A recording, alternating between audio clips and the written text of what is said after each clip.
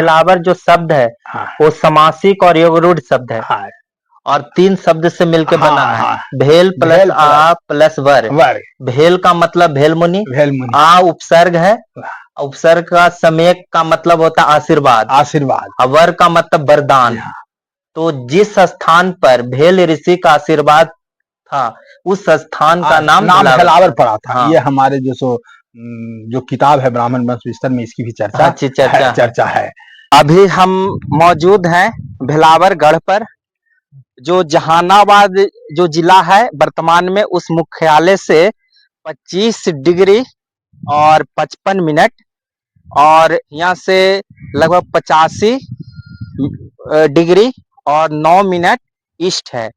माने इसका लोकेशन ऐसा निर्मित है और लगभग मुख्यालय से इस गढ़ की जो दूरी है लगभग 10 किलोमीटर पड़ता है। और एक गढ़ 17वीं सदी के पहले का गढ़ है और यहाँ पर राजा चंद्रसेन की सेना यहाँ पर रहती थी गढ़ पर। उसी के मतलब अंतर्गत में इस भेलावर गांव आता था, उसी का एक गढ़ है और उसका धरोहर है। तो बहुत सारे इस गांव के आस्था से जुड़े हैं। हमारे ग्राम के गढ़ के बारे में हम बताते हैं कि आप भी एक गढ़ पर ही निवास करते हैं बगल में जी और इसकी क्या विशेषता थी? जी देख रहे हैं आप, ये गढ़ का क्षेत्र है। आप नीचे से अगर कैमरा को आप दिखाएंगे तो किस तरीके से ऊंचाई बढ़ा है। वो हमारा यहाँ का स्कूल हुआ करता था, अभी भी है, सरकारी स्कूल है। वहां से देखिए ऊंचाई कितना है इस गढ़ का। अब तो बहुत सारे ढलान करते करते करते करते बहुत नीचा हुआ, पहले बहुत ऊंचा हुआ करता था। ये सब देखिए जितने घर है, मेरा घर वो रहा, ये सब गढ़ पे ही है। हम लोग इस जो खड़े हैं ये टॉप पीक है और इसके अगल बगल सारी ये गढ़ का है। तो कहते हैं ऐसा है कि पहले के टाइम में टेकारी जो महाराज थे, तो टेकारी महाराज राजा तो थे लेकिन उनका कंट्रोलिंग यहीं से होता था। भेलावर जो भेलोरियो लोग का गढ़ था, उनकी कंट्रोलिंग पावर यहीं से थी, यहीं के लोग उनको कंट्रोल किया करते थे। हाँ। ये जो भेलावर का घटना है उसी से जुड़ा हुआ है जी कि यहाँ के जो कलेक्टर थे उन्होंने कहा कि सब डिवीजन भी बनाना है। अच्छा रेवेन्यू कलेक्शन के सिलसिले में जी। तो उन्होंने कहा कि आप जहाना के इर्द गिर्द कोई, क्योंकि जहाना बाजार उस समय कितना छोटा रहा होगा, छोटा रहा होगा। वो वैसे छोटे छोटे बाजार तो और भी अगल बगल बहुत सारे थे, बहुत सारे। तो वो वहां से 2 जगह उन्होंने कहा, एक भेलावरगढ़ को चुना। अच्छा। तो भेलावरगढ़ को सब डिविजनल ऑफिस बनाने के लिए भेलावर परगना मुख्यालय भी हाँ था। मुख्यालय था, परगना हाँ, मुख्यालय तो ऑब्वियस चॉइस रहा होगा उन लोग के बीच में कि भेलावर परगना को ही ये कर दें। तो मैं ये एक लेटर जो है आर्काइव में करीब 1980-81 के बीच में वो देखा था। वो करीब करीब वो हाथ से लिखित था और ये जो कागज होता है बहुत पुराना था जी, अंग्रेज अधिकारी का लिखा। अंग्रेज अधिकारी का। अच्छा। वो रिपोर्ट भेजता है। अच्छा। जब वो यहाँ से भेजा कि जाके आप साइट जहाँ से आया है देख के आओ, तो अच्छा अंग्रेजों का ये था कि सिर्फ वो लोग भौगोलिक चीज नहीं, भौगोलिक एंगल से सिर्फ नहीं कोई चीज को देखते थे। अच्छा। वो सामाजिक और उसको ये क्या कहते हैं, वहां पर सामाजिक परिस्थिति क्या है, क्योंकि वो लोग नई वो लोग की राज यहाँ स्थापित हुआ था, इतना दूर से आए थे, तो उनको कल्चर, उनको भाषा यहाँ का समझना जरूरी था कि यहाँ पर क्या आगे प्रभाव होगा या भविष्य में उसका क्या रहेगा। तो उन्होंने वही पर लिखा, वो उस समय का सामाजिक रिपोर्ट लिखा। अच्छा। कि द एरिया वेस्ट ऑफ जहाना बाजार is dominated by slave and cultured Donwars. Slave and cultured Donwar। हाँ, मतलब दोनवार सिविलाइजेशन। हाँ, मतलब सिविलाइज माने सब लोग हैं, लड़ाकू नहीं है। बट एरिया ईस्ट ऑफ जहाना बाजार is infested with notorious Velorias। जी। और वो इन्होंने लिखा है कि they are subcaste of militant Brahmins who rules the area, who has been ruling the area since the downfall of Mughals, जी। और कहता है कि these Bhilorias have emotional attachment to this place. Their Garhi was destroyed was East India Company forces. Ji No sooner a sub-divisional headquarter will be built, they will emerge from nowhere and destroy it. Because they are the most militant among the Brahmins. और दूसरा line है कि they are fiercely loyal to Raja Mitrajit Singh of Tekari, अच्छा but they are not controlled by the raja. In fact raja is controlled by them. वाह, राजा को ये लोग कंट्रोल करते हैं. राजा को कंट्रोल कर देते राजा नहीं करते। राजा को ये लोग कंट्रोल करते हैं और उन हाँ, वैसा यहीं से- लिखा हुआ हाँ भी है। ये साक्ष्य अवेलेबल है, आप खुदाबख्श लाइब्रेरी वगैरह में भी जाएंगे तो साक्ष्य है। और जैसे ब्रिटिशर लोग भी थे तो जब उन लोगों ने डिस्ट्रिक्ट बनाने का प्रारंभ किया था कि डिस्ट्रिक्ट कैसे कैसे किसको बनाया जाए, तो उन लोगों ने इसको ही पहले प्रेफर किया था, क्योंकि इसका जिस तरीके से इतिहास था, गौरवशाली इतिहास रहा है, उस भिलावर को वो लोग डिस्ट्रिक्ट बनाना चाहते थे। पर जब उन्होंने इसका सर्वे करवाया, सर्वेक्षण करवाया, लोग अपने अधिकारी को भेजा, तो उन्होंने पाया कि ये जो एरिया है वो भिलौरिया बहुल एरिया है और यहाँ के लोग आक्रामक भी हैं, उनको अपनी इतिहासों से बहुत प्यार है। तो एक्चुअली ये लोग थोड़ा सा मतलब उनके उनके हिसाब से लिखा है कि वो लोग एक्सट्रीमिस्ट हैं। तो अगर यहाँ पे कुछ छेड़छाड़ हुआ, मतलब चीजों के साथ जो यहाँ पे हैं, धरोहर है, अगर जो धरोहर के साथ कुछ भी छेड़छाड़ हुआ तो ये लोग उग्र हो हाँ, जाएंगे, उग्र हो जाएंगे। उग्र हो जाएंगे, तोड़फोड़ होगा। तो इससे वो लोग डर के इसको शिफ्ट कर दिए, मतलब जहानाबाद, जो बाजार जहाना बाजार कहते थे, तो जहाना की तरफ इसको, जो यहाँ बनना था वो जहाना की तरफ ले गए। उनको डर था, इस एरिया से उनको बहुत ज्यादा खौफ था, डर था कि यहाँ पे कुछ भी किया तो ये लोग उग्र हो सकते हैं, ये लोग करने नहीं देंगे, तोड़फोड़ हो जाएगा, यहाँ पे कुछ मतलब कोई ढांचा ही है। हर जगह तो यहाँ आप कहीं भी जाएंगे इस गांव में, इसके गांव के अगल बगल 12 गांव बोला जाता है, हर जगह कुछ ना कुछ इतिहास का कोई ना कोई चीज मौजूद है, सब लिंक है, आपस में दूसरे से लिंक है, इसका मंदिर वहाँ, उसका मंदिर वहाँ, उसका मंदिर कुछ वहाँ, न कुछ एक सब लिंक है, दूसरे सब आपस में सब लिंक है, समाहित है, समन्वय है। तो एक हमारे हैं मित्र हैं, इनका हम परिचय करवा देते हैं। मणिकांत शर्मा है, और जब खुदाई हो रहा था उस समय आप लगते हैं कि कुछ उसमें मिला था। पुराने जमाने का इसमें जैसा कि जो पैसा होता है पुराने जमाने का, हाँ, वो मिला था। अच्छा पैसा।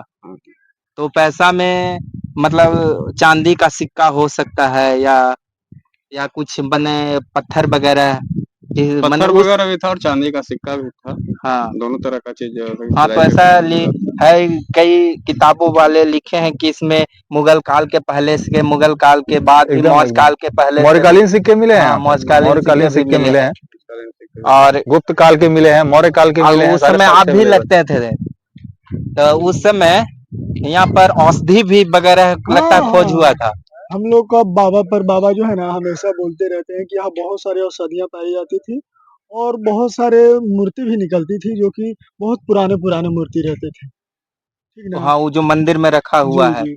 और जितने भी मुद्रे पाए जाते थे उसमें एक से एक मुद्रा रहते थे, तांबा का, पित्तल का, चांदी का, गोल्ड माने का, जैसा जैसा गोल्ड का। सभ्यता तो उस अनुसार हाँ, चलता था सिक्का हाँ। उसी का। और ये जो हाइट देख रहे हैं, ये कम से कम तो अभी 15 फीट जो है ना, डाउन हो चुका है। इसका हाइट बहुत ज्यादा था पहले। हाँ, तो 1000 ईसा पूर्व का ये है। जी, तो जी। पानी से धीरे जी, धीरे जी, पर्दन जी। क्रिया।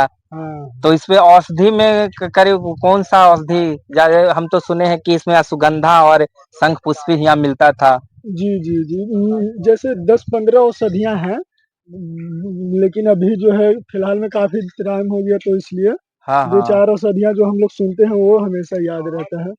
ये पुष्पगंधा का और वो शंख क्या, पुष्पी का, शंख शंख पुष्पी, पुष्पी ही बहुत ये है हाँ, यहाँ, शंख हाँ। पुष्पी और अश्वगंधा ही हाँ। मेजर था। फिर क्या है अब तो कि अब जब खेती कोरोना होने लग गया पीरियड तो आया खत्म था हो उस गया। समय, तो हमें एक जहानाबाद के ही लोग कहे कि आपका घर भिलावर है तो वहाँ गढ़ पर अश्वगंधा मिलता है। जी जी जी। और कोरोना में बहुत राहत पहुंचाया था कोविड बट के अब वो दौरान। खेती, नॉर्मल खेती होने से वो हाँ, खत्म हो रहा है, हाँ, धीरे धीरे धीरे वो धीरे चीजें खत्म मौसम हो रही बहुत ज्यादा वातावरण मौसम, इसका वो जलवायु, मुश्किल तो कर ये चुका पूरा है। बागीचा हुआ करता था वो सब समाप्त हो गया, ये पूरा बागीचा का एरिया था वो ही समाप्त हो चुका है। बहुत घना तो जंगल जलवायु भी रहता था परिवर्तित हो ना। रहा है, जिस तरीके से चीजें कट रही है, जंगल कट रहे हैं, तो बहुत सारी चीज परिवर्तन आया है। और यहाँ जो वो जो मिट्टी का बर्तन भी मिलते थे ना, वो बहुत अच्छा। पुराने रहते थे, हजारों हजार साल पुराने हाँ, मिट्टी के बर्तन। और उसका जो आकृति रहता था बहुत बहुत माने अनोखा रहता था, अनोखा रहता था।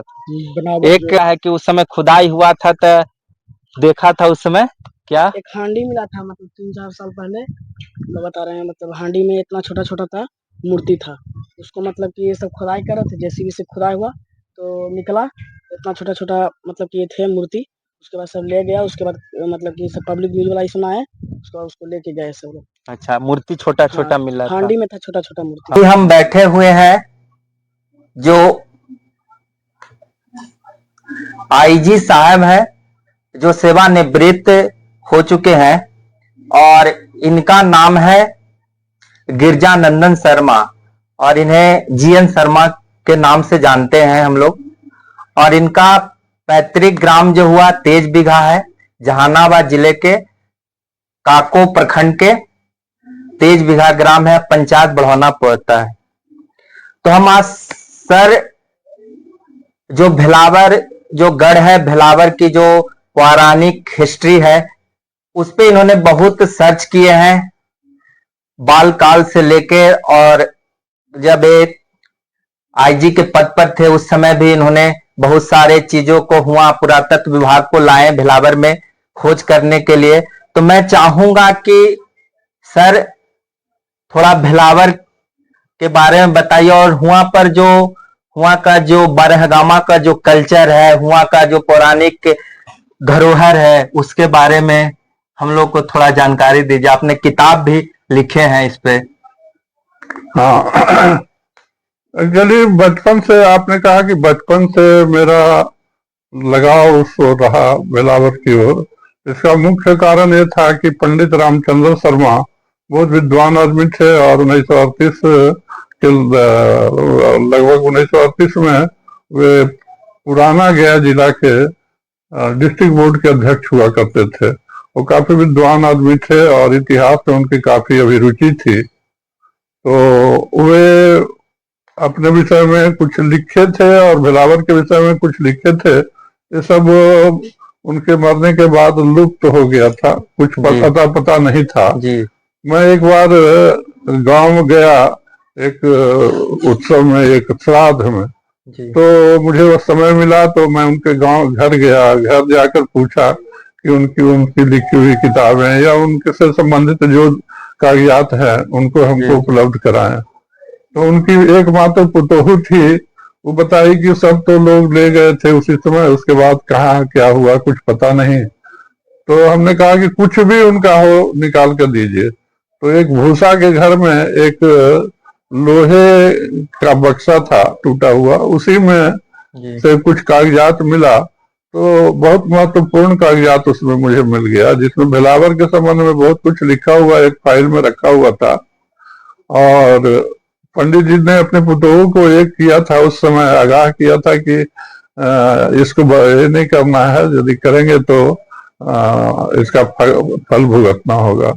तो वो मुझे दी, तो मैंने उसका अध्ययन किया। और ऐसे जिस समय जीवित थे उस समय मैं उनसे मिलने के लिए जाता था। मैं हाँ 8वां-9वां में पढ़ता था।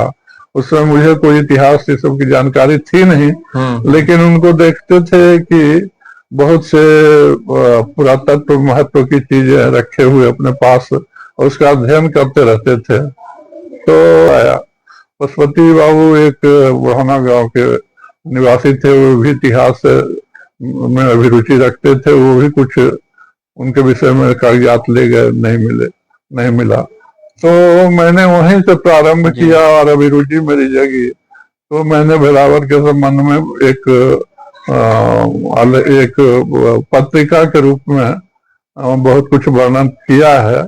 उसके बाद भी मैंने उस पर शोध जारी रखा है और अब तक उस पर शोध कर रहा हूँ। भेलावर का इतिहास या वहां से जो सिक्के बरामद हुए हैं वो 600 BC यानी बौद्ध काल के समय से पहले बौद्ध काल के पहले के सिक्के हैं वहाँ। मौर्य काल से भी पहले? हाँ, मौर्य काल के बौद्ध काल, बौद्ध 6वीं शताब्दी हम कह रहे हैं। जी। तो वो सिक्के संग्रहालय में, जहानाबाद संग्रहालय में रखे हुए थे। उसका अध्ययन जो है एक यहाँ के विशेषज्ञ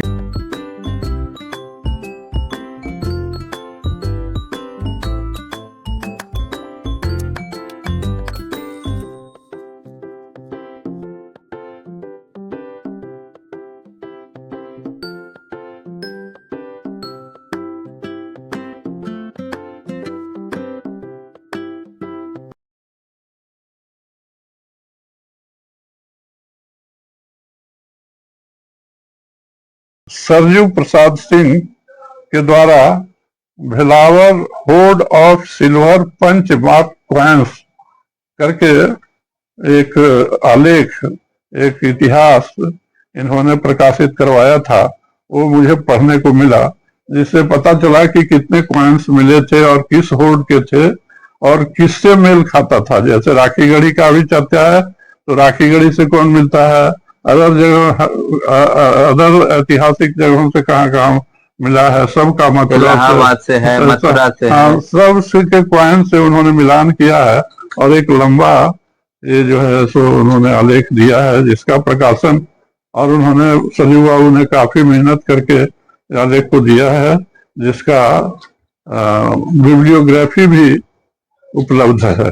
बिब्लियोग्राफी भी है और उसका कॉइन्स का सब फोटोग्राफी लिया हुआ है, फोटोग्राफी दिया हुआ है। तो उसके बाद मैं यहाँ के पुरातत्व विभाग के बहुत से विशेषज्ञ जो थे, डायरेक्टर थे, उनको भेलावर अध्ययन के लिए ले गया, वहाँ आमंत्रित किया। वहाँ गए लोग, उन्होंने अध्ययन किया, वहाँ के जितने बर्तन के टुकड़े थे उनको कलेक्ट किया।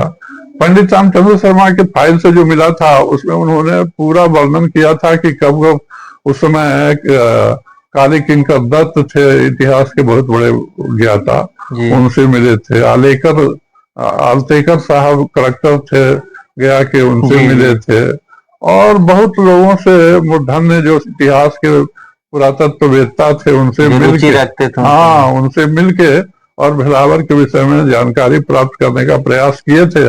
और बहुत से पुरातत्व महत्व रखने वाले सामान भी उन लोगों को दिए थे, लेकिन वे सामान न तो लौटाए गए और न उनके विषय में कोई प्रतिवेदन उनके द्वारा दिया गया, जैसा उन्होंने लिखा है। तो पंडित रामचंद्र भूपान भट्ट यहाँ पहले आए, और भूपान भट्ट के खोजने के लिए आप सर गए थे मुंगी पट्टन हम गए। महाराष्ट्र में नर्मदा नदी के तट पर है। नर्मदा पर नहीं है, वो गोदावरी पर है। अच्छा, गोदावरी पर है। हाँ, लेकिन कैसे लोगों ने नर्मदा ये कर दिया है। नर्मदा, चूंकि नर्मदा मध्य प्रदेश से आती है जी, अमरकंटक से निकल, हाँ, अमरकंटक से होते हुए और वो निकलती है। तो उस पर यदि होता तो हम लोग जो प्रातकालीन कुछ मिला है उसमें हम लोग अपने को मरहट, माने मराठी ब्राह्मण कहते हैं, तो मराठी ब्राह्मण नहीं हो सकते थे। और मुंगी पट्टन हमने पूरे नर्मदा तट पर खोजा, लेकिन कहीं नर्मदा तट पर मुंगी पट्टन नहीं मिला। और तीसरी सबसे बड़ी बात यह है कि नर्मदा नदी जो है वो अरब सागर में गिरती है। अरब सागर में गिरती है, तो उनका यदि पहले जितना लोग जाते थे, नदी मार्ग से जाते थे या नदी को पकड़ कर जाते थे, तो गोदावरी नदी जो है तो नासिक से निकलती है, नासिक होते हुए औरंगाबाद कमिश्नरी होते हुए वो सीधे पुरी के पास ये बंगाल की खाड़ी में मिलती है। तो हम लोगों के पूर्वजों का इतिहास यह है कि भूपान भट्ट जी का, कि वहां से चले तो वो पहले जगन्नाथपुरी गए। जगन्नाथ, क्योंकि रास्ता उससे कम्युनिकेबल था, हर जगह जंगल था, पहाड़ था, कैसे जाते। इसलिए मुझे अनुमान हुआ कि वो उसी रास्ते से नर्मदा तट होते हुए और जगन्नाथपुरी गए होंगे। वही हम लोगों के पांडुलिपि वगैरह में मिला है कि हम लोग मुंगी पट्टन से, माने भूपान भट्ट मुंगी पट्टन से प्रस्थान किए थे, तीर्थाटन के लिए ऐसा कहा जाता है। तो मुंगी पट्टन के पहले वो कश्मीर में उनके पूर्वज रहते थे। भूपान भट्ट के पूर्वज कश्मीर में रहते थे। कश्मीर का नाम कश्यप गिरी था। अच्छा, कश्यप गिरी का ही अपभ्रंश होते हुए कश्मीर हो गया। अच्छा, तो कश्यप ऋषि के हम लोग वंशज हैं और गोत्र अपना भी मानते हैं, कश्यप गोत्रीय हम लोग हैं।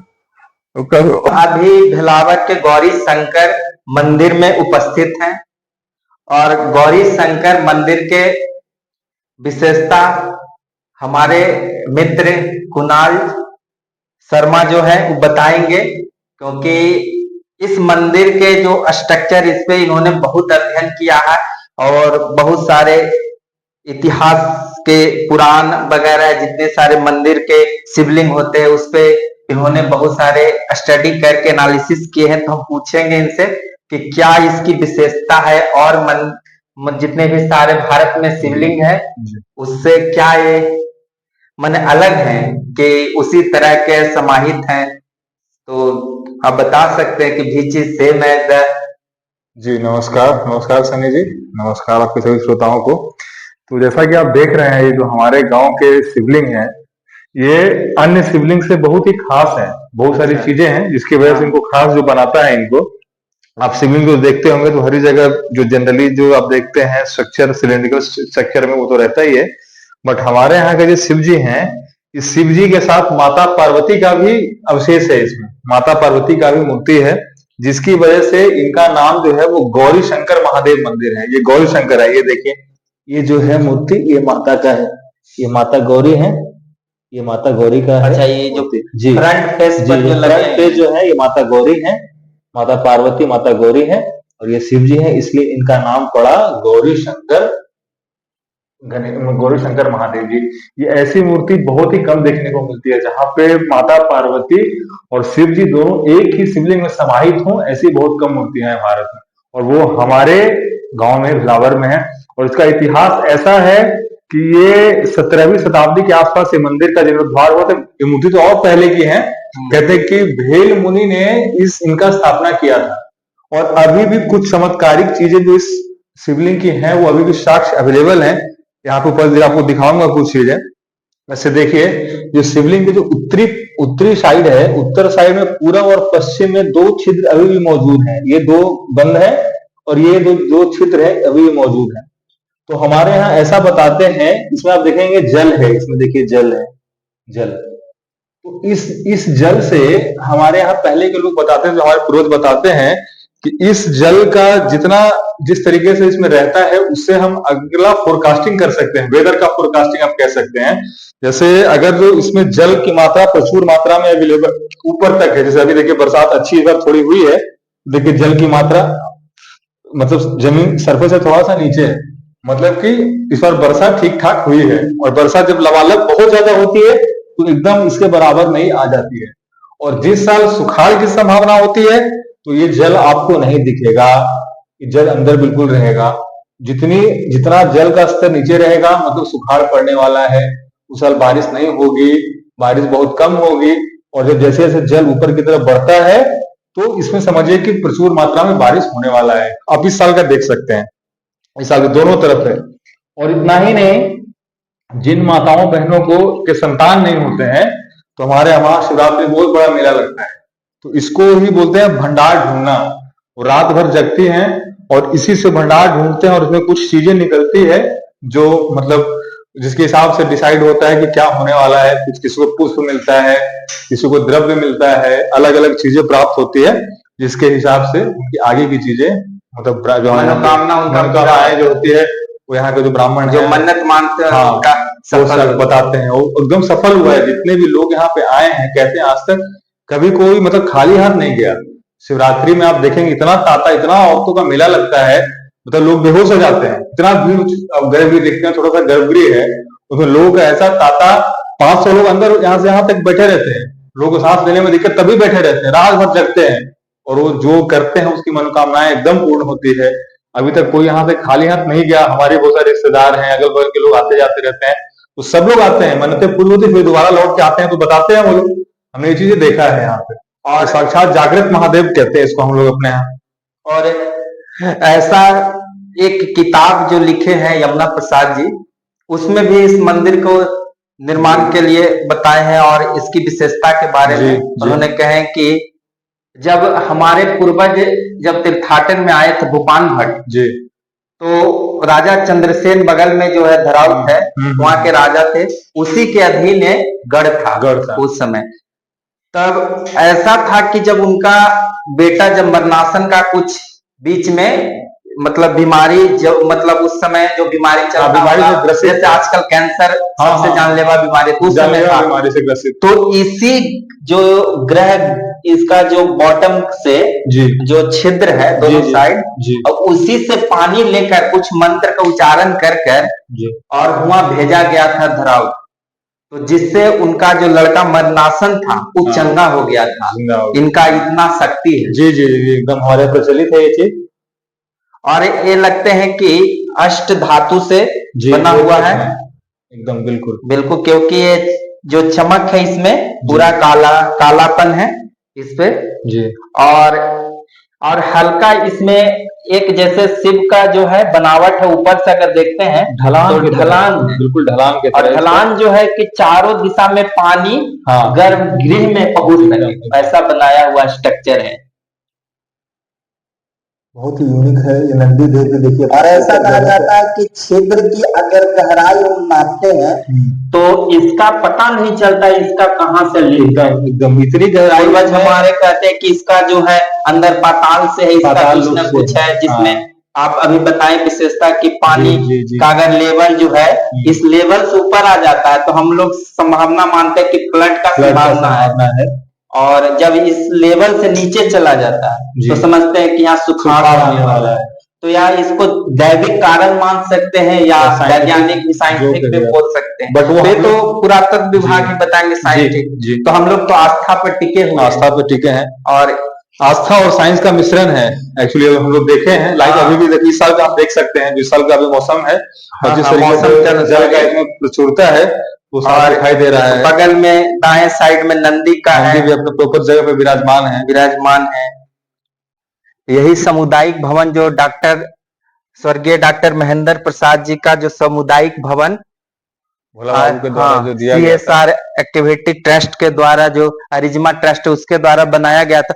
तो इसी पाइलिंग जो हो रही थी तो इसी जो पाया अभी देख रहे हैं तो इसी में जब खुदाई हो रहा था जो पाइलिंग मशीन से ड्रिल किया जा रहा था उसी दौरान माता की मूर्ति आई। तो बहुत लोग उसको प्रयास किए कि मशीन से उस पत्थर को तोड़ दिया जाए, लेकिन वो पत्थर टूटता नहीं था, फिसल जाता था।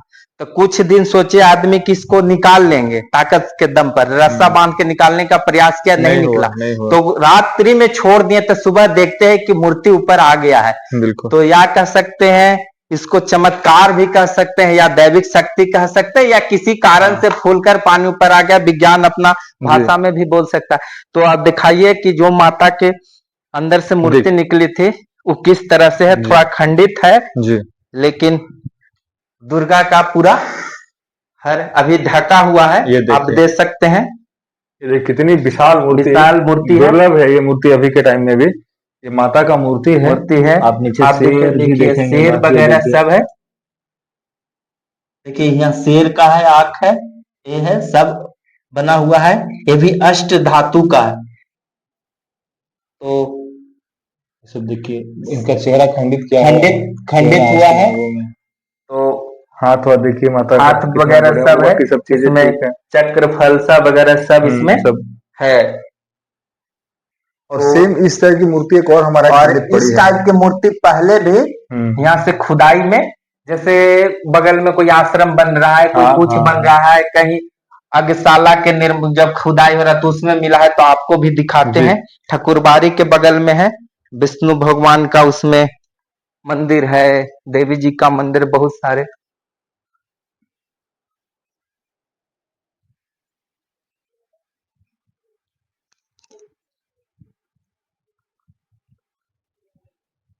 ये देखिए इस ग्राम की प्राचीन सभ्यता समृद्धि को दर्शाती हैं मूर्तियां। ये सब जितनी मूर्तियां हैं सब यहीं से निकली हैं, सब खुदाई में निकली है, खंडित। देखिए इस सेम माता की तरह ही है, वो जो मूर्ति वहां पे आपने देखा उसी तरीके का मूर्ति ये भी है।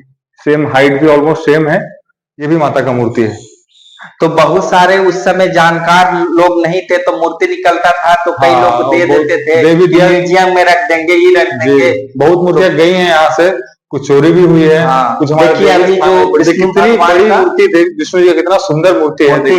अगर बाहर में होता तो कितना कुछ कहता था, कितनी बड़ी मूर्ति है। देखिए भगवान विष्णु का, दयाधर भगवान विष्णु का इतना दिव्य मूर्ति, इतनी बड़ी मूर्ति असंभव है अभी के टाइम में ऐसी मूर्तियां मिलना। और ये जो- हमारे यहाँ से निकले हैं। और पत्थर भी है, अष्ट धातु ही है वे सब। अष्ट धातु, तो अष्ट धातु ही है। देखिए सारी कितना मूर्तियां चमक है इसमें। देखिए, उसके ये मैंने बारे इस में- तरीके का मूर्ति विष्णुपद में देखा है। हाँ, गया के विष्णुपद में मैंने ऐसा मूर्ति देखा है। गयाधर भगवान का जो मूर्ति है इस तरीके का ही है। गयाधर भिलावर ग्राम के सेवानिवृत्त शिक्षक जिनका नाम है रणविजय शर्मा, यह हाटी हाई स्कूल +2 से सीनियर शिक्षक के रूप में वहां से सेवानिवृत्त लिए हैं। आज हम इनसे भिलावर ग्राम के इतिहास के बारे में जानेंगे और हमारे गुरुदेव भी रहे हैं और बहुत इतिहास में रुचि रखते थे। हम लोग को क्लास में जब पढ़ाते थे तो मैं चाहूंगा कि हमारे जो पैतृक ग्राम भिलावर है उस पे लोगों को यह भेलावर ग्राम जो है वह प्राचीन काल से काफी प्रसिद्ध रहा है, क्योंकि मुगल पीरियड में इसी स्थान से शासन होता था। और मुगल पीरियड में जो शासन के स्वरूप था, पहला केंद्रीय शासन जो खुद बादशाह, दूसरा सूबे का शासन जो सूबेदार कहलाता था, और शासन की तीसरी इकाई थी परगने का शासन। यहाँ 2 पदाधिकारी होते थे, सिकदार और जुमलादार, जो लॉ एंड ऑर्डर एवं रेवेन्यू इत्यादि देखते थे। यह हमारा ग्राम जो भेलावर है ये बहुत प्रसिद्ध परगना में था जी। और इसमें 360 गांव थे। अच्छा, इसमें जहानाबाद भी जो प्रॉपर टाउन है वो इसके अंतर्गत इसके अंतर्गत था। अभी भी यदि गूगल पर सर्च किया जाए तो जहानाबाद का नाम पूर्व में भेलावर ही था। हाँ, कुछ अंग्रेज अधिकारी के भी लिखा हुआ है। हाँ, लेकिन जब मुगल पीरियड इस भेलावर ग्राम की चर्चा, इस परगने की चर्चा आईने अकबरी में जो खुदा बख्श लाइब्रेरी में है, अच्छा, उसमें भी अबुल फजल ने किया था। अच्छा, इस परगना की विशेषता के बारे में। हमारे पूर्वज जो भूपान भट्ट थे, जो दक्षिण, जो हमारे पूर्वज लोग बताते थे हमसे पूर्व ही कि यहाँ भूपान भट्ट आए, जो दक्षिणायतन ब्राह्मण थे, वो 2 भाई के साथ थे, एक चक्रभान भट्ट और पहले बड़ा भाई भूपान भट्ट। यह दोनों जो से यहाँ आए और जो कुछ ऐसी कहावत है कि ये लोग जो सो धराउत के राजा चंद्रसेन के नजदीक वहाँ ठहरे, तो उसका कुछ बच्चा के तबीयत खराब था, तो जिसका नाम था बदनाथ। हाँ, तबीयत खराब था तो कुछ लोगों ने बताया कि दो साधु संत आए हुए हैं, संत या उनसे दिखवाइए। तो लोग उनके पास जब गए, लगता है उनका पत्नी भी आए थे, क्षमावती नाम से। हाँ, तो भूपान भट्ट देखे, उसके बाद वो चंगा हो गया, राजा का जो चंद्रसेन का था। तो बहुत प्रसन्न हुआ राजा चंद्रसेन और खुश होकर के भेलावर परगने को दान के रूप में इनको दे दिया कि आपका जो भेलावर परगना रहेगा, आप यहाँ देखें, शासन रहे, यहाँ के रेवेन्यू वगैरह इत्यादि आपके जिम्मे रहेगा। और एक पुराण में जिस संस्कृत में लिखा हुआ है, हम पढ़ते हैं, भेल मुनिस फल प्रदम आशीर्वादम यत्र प्राप्तम तत् स्थानम भिलावरम। हाँ, हमारे भेल ऋषि के जो भूपान भट्ट थे ना, उनके बारे में कहा जाता है कि वो भेल ऋषि से संबंधित उनका माने कोई से ये था, माने जगह था। हाँ, इसलिए इसका नाम भेलावर पड़ा, भेल ऋषि से। तो भूपान भट्ट जो सो बाद में कालांतर में पता चला कि यहाँ दोनों भाई में इतना प्रेम था कि इस गांव के उनको जिम्मेवारी मिल गई। अच्छा, देख रेख की जिम्मेवारी मिल गई। और जितना इस इलाके के जो रेवेन्यू, इस परगने के अंदर जितने भी गांव थे, जिम्मेवारी यही चूंकि शासन। और एक किताब लिखे यमुना प्रसाद जी, हाँ, किस पे? एक हमारे भेलौरिया ब्राह्मण वंशावली भी लिखे हैं, जिसमें भी विशेष रूप से सब लोगों का उसमें उल्लेख है, जो हमारे पूर्वजों का अध्ययन है। जो मध्य विद्यालय के प्रधानाध्यापक से रिटायर किए थे, वो स्वर्गवास कर गए। हाँ। और हमारे जो समाज के लोग जो भेलौरिया ब्राह्मण हैं, बाद में कई एक परिवार बढ़ते जैसे जैसे बढ़ते गए, तो हमारा एक जो हमारे पूर्वज के छोटे भाई थे वो चले गए आपके ओकरी चले गए। क्योंकि नियम था हमारे यहाँ की, जो खास करके हिंदू धर्म में जो बड़ा होता था वो मूल स्थान पर रहता था, और छोटे भाई उनको दूसरे जगह नहीं दिया जाता था। तो संजोग से हिसाब भी जो चर्चा है, खबत है, दोनों भाई इसलिए विवाद हुआ कि दोनों एक साथ जो से जाते थे स्नान करने के लिए, दोनों का धोती ऊपर छाया करके छाया में फेंक देते थे, बलपूर्वक वो अपने से फहर करके सूख जाता था। उसका जिक्र भी है। जैसा कि बाद में पता चला कि एक दिन एक छोटे भाई ने कह दिया कि ये भैया हमारा धोती है, तो कहा कि उन्होंने कहा कि भाई जब हमारा अब अपना में बंटवारा कर रहे हो तो तो उसी अंत में वो चले गए, ओखरी चले गए, ओखरी जो हमारे चले छोटे भाई और हमारे भूपाल अरे भैया बगल में और पश्चिम साइड जो में पश्चिम साइड में यहाँ पर बहुत से तालाब है, जो सब तालाब की कुछ अलग अलग नामकरण किया गया था उस जमाने में। जैसे हमारे चंद्रसेन जो जिनका शासन राजा चलता था था। भेलावर में उधराउत के, तो उनके नाम पर भेलावर का जो पश्चिम पोखर है, बहुत बड़ा तालाब जो 50 बीघा का तालाब है, वह चंद्रोखर उसका नाम पड़ गया। अच्छा क्योंकि चंद्रो हम जो उपस्थित हैं भेलावर के सूर्य मंदिर के प्रांगण में, और एक बहुत ही प्राचीन और वैभवशाली प्राचीन मंदिर है। आप देख सकते हैं अभी इसका जीर्णोद्धार हो रहा है, और हमारे मित्र कुणाल शर्मा इस मंदिर की खूबसूरती और विशेषता प्राचीन सभ्यता के बारे में कुछ बताएंगे। तो ये जो हमारा इतिहास है, जो भेलावर गांव का इतिहास है, ये इन 2 मंदिरों से पूर्ण होता है। तो भेलावर के अगर पूर्वी छोर में जाते हैं तो हमारा शिव मंदिर हो, जहाँ से हम लोग अभी कुछ देर पहले वहां भी गए थे, और ये पश्चिमी छोर पे अपने इनका मंदिर है, सूर्य भगवान का मंदिर है। तो दोनों छोर हमारे यहाँ का जो प्राचीन का गीत है, हम लोग यहाँ होली में प्रचलित है, तो उसमें भी ये दोनों मंदिर का उल्लेख है। मतलब यहीं का बना हुआ है कि धना है भेलावर नगरी, जहाँ शिव सूरज खेले फाग, मतलब जहाँ सूर्य भगवान और ये महादेव जी दोनों मतलब खेलते हैं होली, उस जगह उस नगरी को भेलावर नगरी कहते हैं, और जिससे ये महानता है इस नगरी का। और उसके बाद देखिए, अगर इसका आप प्राकृतिक अलौकता देखेंगे तो बगल में देखिए इसके दक्षिण साइड में एक बहुत ही बड़ा पोखर है। कि यह भेलावर के पश्चिम में तालाब है, इसे चंदोखर पोखर के नाम से जाना जाता था इतिहास में, और अब इसे सूर्य मंदिर तालाब के नाम से जाना जाता है। भेलावर के पश्चिम में है, और इस तालाब में राजा चंद्रसेन स्नान करते थे, जिस वजह से चंदोखर पोखर कहा गया है। और इसका लगभग 50 बीघा है इसकी जो क्षेत्रफल है। आप देख सकते हैं बगल में भेलावर थाना है, उसके बगल में पुस्तकालय है, उसके बगल में उस साइड जानवर अस्पताल है, और यहाँ पे लाइब्रेरी है, और बगल में पंचायत भवन है। और उस साइड देखिए उसके पश्चिम में आप दिखा सकते हैं कि उस साइड पावर सब स्टेशन है। टावर के उत्तर में ये पोखर है, इसका प्राचीन नाम है स्त्रियां पोखर, और आगे चल के इस पोखर को सब बिगड़ा हुआ रूप में बोलने लगे कि सिरैया पोखर है। जब भेलावर गांव में आप एंट्री कीजिएगा तो इस पोखर से हो बगल से एक पगडंडी गई है, रास्ता गई है, उसी रास्ता से आप जाइएगा तो जब पूर्वा हवा चलता है तो इसका शीतलता का आप आनंद लीजिएगा। तो इस पोखर की और विशेषता हमारे मित्र कुणाल शर्मा बताएंगे। तो जैसा पहले भी बताए थे कि हमारे गांव में ना 16 पोखर पहले हुआ करता था। तो हर छोर पे, जैसे हमारे जो चारों गांव के छोर हैं, उत्तरी पूर्वी पश्चिमी, हर छोर पे एक तालाब है। तो ये जो तालाब है हमारे गांव का, इसका जैसे उन्होंने बताया पुराना नाम स्त्रियां पोखर था। तो बोलते हैं ऐसा कि जो गांव की स्त्री लोग थे यहाँ पे स्नान किया करती थी, इसलिए इसका नाम स्त्रियां था। बाद में वो बिगड़ के अब हम लोग सिरैनिया बोलते हैं इसको। तो कहते हैं कि जो हमारे गांव का जो लेयर है, वाटर लेयर है, इसी से बनता है। जो अगर इसमें हमारी पानी प्रचुर मात्रा में भर गई तो समझिए कि हम लोग का पूरे साल का पीने का पानी का दिक्कत नहीं होगा। और इसमें इतना जल्दी पानी मतलब, और ये कितना स्क्वायर फीट में होगा, ये मतलब मोटा इसका क्षेत्रफल? ये 10 बीघा से ऊपर है। अभी भी 10 बीघा का पोखर मौजूद है। कागजों में तो और ज्यादा है, पर 10 बीघा का पोखर आज भी है। ये ज्यादा ही है, 15 बीघा के आसपास का पोखर है उधर, उसको जोड़ ले तो।